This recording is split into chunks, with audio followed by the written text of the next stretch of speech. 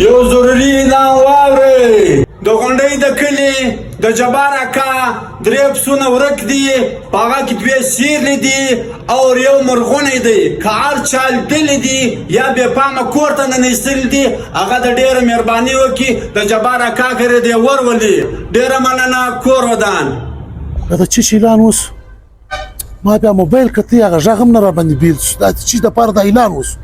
ته راځه مسجد ته ورځم دا مسجد کې څوک چې دا اعلان یې وکړ لکه ای په مسجد کې اعلان تا وکړ و ما وکړ ښه خیر و د څه شي اعلان دې وکړ ما اعلان د دېغه وکړ زموږ پسونه ورکو ته ستا یې پسونه ورکو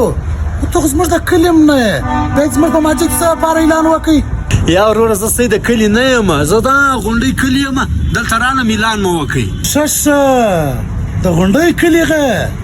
ستا یې پسونه زموږ په کلي کې ورک ستا دلته راله اعلان دې وکړ یا وروره ستا یې په کلي کې پسونه نه ورک زموږ په کلي کې پسونه ورکو ښه نو چې ستا یې په کلي کې پسونه ورکو